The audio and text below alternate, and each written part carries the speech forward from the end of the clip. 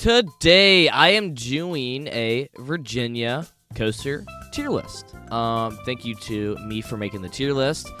And on this tier list, we have almost every single coaster in the state of Virginia. The only ones that we don't have are any family coasters from Busch Gardens, because I didn't really ride any of those other than, Big Bad Wolf's Revenge, or any, smaller coasters in random areas that I didn't go to. But I got all the main ones here. But let's just hop right in with the Loch Ness Monster, which I think is going to go in C.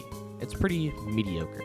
I personally didn't like it a lot. First ride of my visit to Busch Gardens, and a lot of the transitions are pretty rough. I think the loops are quite odd, but they are not terrible.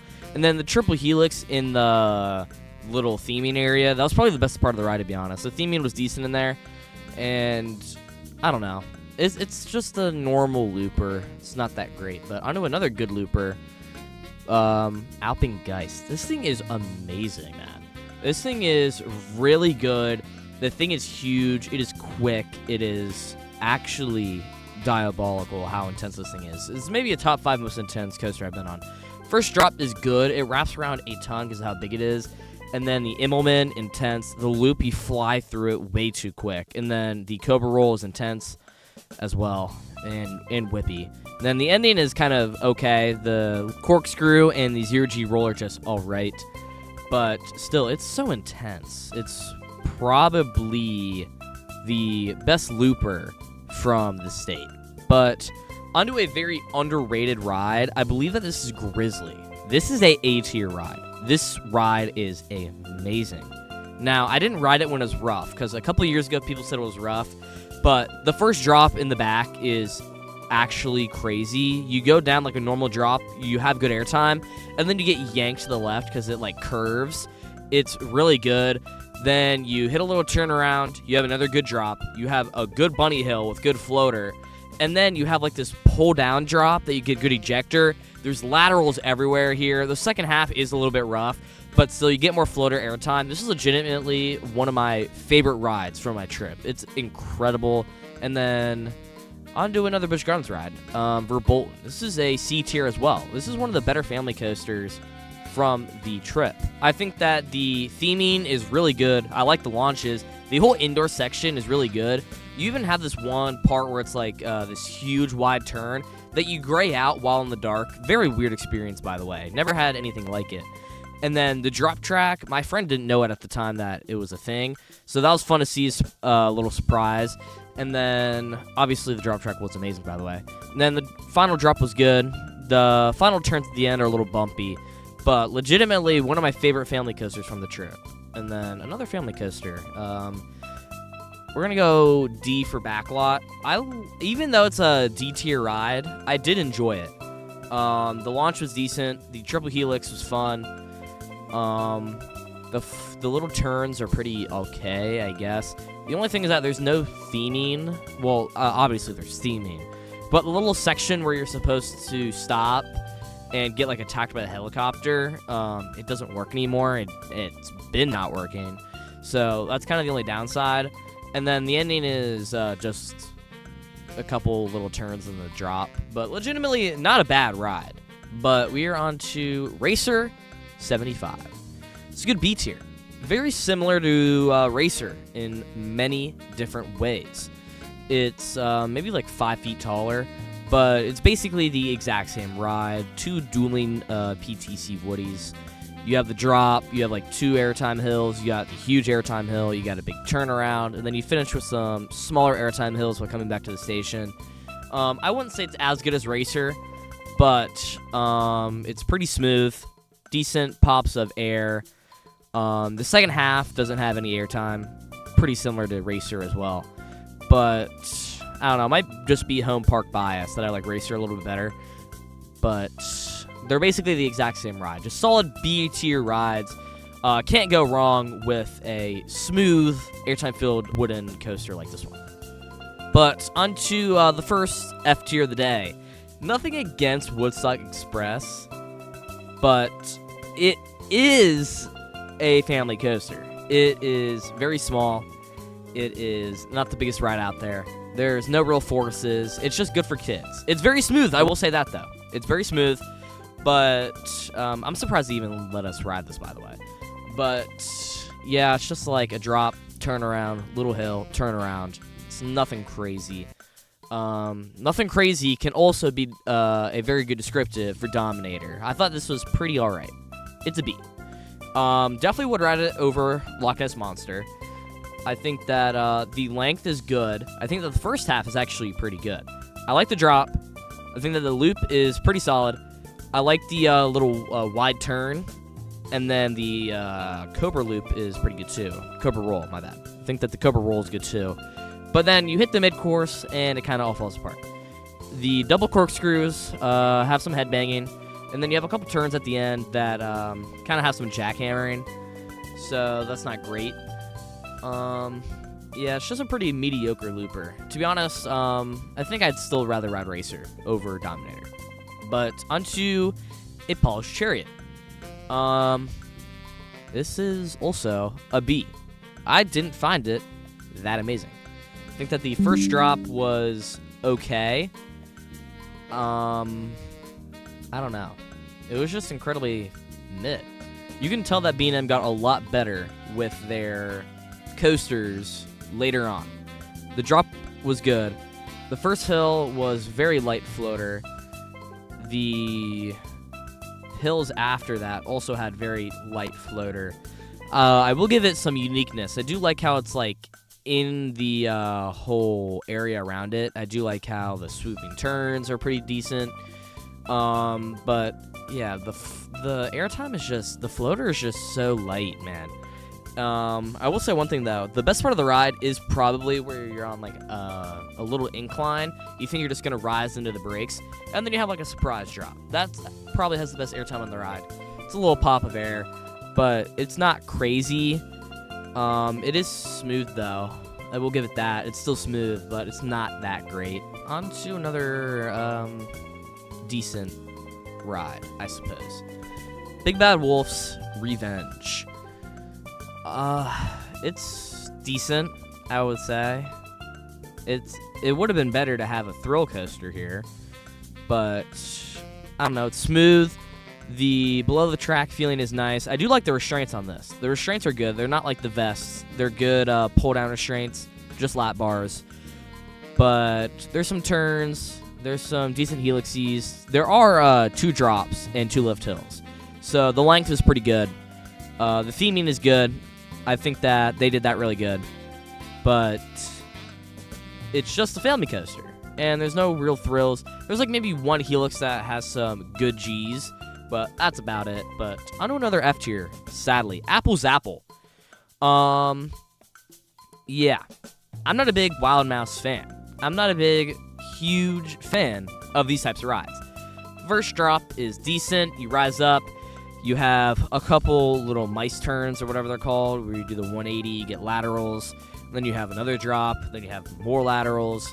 Like, it's just not my ride, if you know what I mean. I would still probably rather ride both of these than Apple's Apple, to be honest.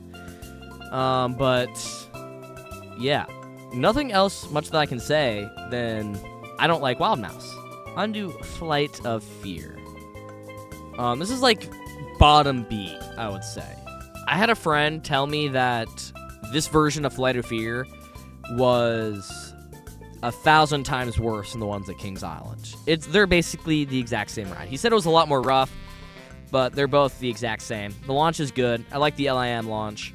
And then it's just a bunch of messy track inside of a dark dome, which I do like the in the dark feature. I think that's cool.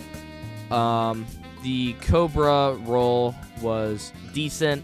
You had a couple turns in the dark. You hit the mid-course, which I heard that it's supposed to not stop you fully on this one, but there was a guy that had his phone out, so once we got to the mid-course, they completely stopped it and told him to put his phone away.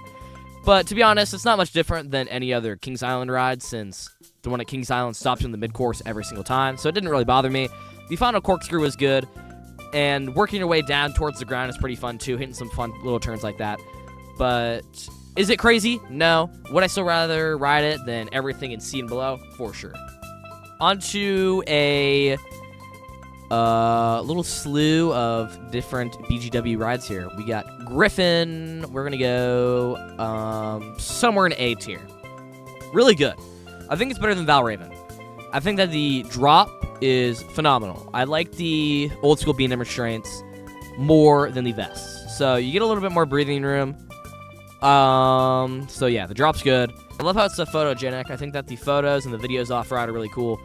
But you hit an Embleman, nothing crazy. Rise up into the brake run, and then do another drop, which is solid. And then another Embleman. Then you do a splashdown. I think the splashdown is pretty cool. And then you just turn around, hit the brakes, you're done. I will say Valraven definitely has the better overall layout. I think that the whole 0G roll and the airtime hill after is more unique than just 2 Emblemans. But I like the drops on this one a lot better, even though Valravens are still good, don't get that wrong. But I do think Griffin is slightly better. But on a Tempesto, it's a good D. It's a good D tier. Didn't think it was that crazy. I was low-key going in hoping that it would be a good ride. I think that the swing launch is pretty cool. Not the only swing launch in the park, by the way. But you go forward, go back.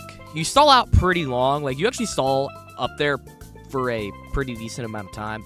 Then go down, you go up, you do a little twist. I do like the roll at the top, get a lot of hang time. But, man, those trains and restraints are straight garbage. They are horrible.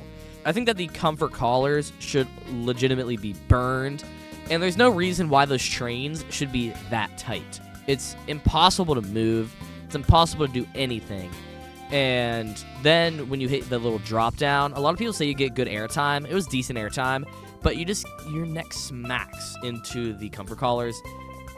The ride is just filler in this park for me. But you know what isn't filler? You know what isn't filler? Pantheon. Pantheon's not filler. Pantheon's this tier. Pantheon is the best ride at Busch Gardens, in my opinion. Wow, crazy take, I know.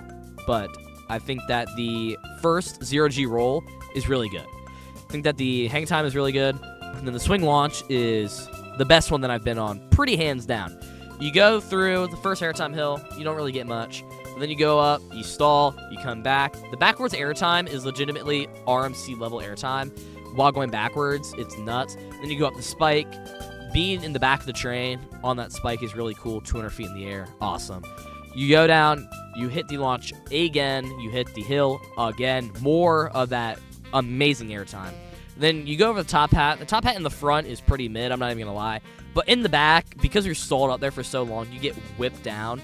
So I'll definitely say that this is a back row ride. And then after that, the layout is just okay for me. I like the outer bank. It's just light floater. I think it's cool being stalled up there. I think sideways looking around is cool. The stall is good too. I like how it's like very extended, floaty feeling. Very nice. And then a couple turns. And then you hit the final like little airtime outer bank into the final break. Overall, I think it's definitely an A+ ride. Love it a lot. All right, back to a little run for King's Dominion. We got Reptilian. This is like I'm putting it in C. I'm gonna respect it for the uniqueness. My friend liked it, I think, a little bit more than I did. I think it was just okay. I do very much like the whole bobsled. I think that it feels very natural. I will say that, but it is slightly rough. I will say that. It is slightly rough. It is, like, a little shaky. I don't know if all bobsleds are like that, but that's how Reptilian is. And then, let's see. The first half is pretty mid, but then the second half, after the brake run, you go through this huge helix. You go through these different turns leading back to the ground that are pretty intense. We'll give it that. So, yeah. Nothing crazy. It's unique, but actually, I'm going to drop it down to D. Sorry, Reptilian. I don't hate you. Still a good family coaster. But onto Tumbili. I might be crazy for this. It's a good C. I got 2 rides on Tumbili. My first one was infinitely better. We started the ride going backwards, and once you get off the lift hill, me and my friend, we just got flung backwards. It was nuts. Never experienced anything like it. You could, if you spin the right way, you could get whiplash on this. I'm being real. and then you go through a couple little hills, and then we were like sideways, or like not sideways. We were like facing up towards the sky, and then when you hit the little move where you like roll under here, we got thrown back again. It was nuts. The second ride was more tame. We only flipped like one time, but when you flip a lot and you flip backwards, it's a good ride. I was going in thinking that I wouldn't like it a lot, but it legitimately surprised me. Thought it was a decent ride.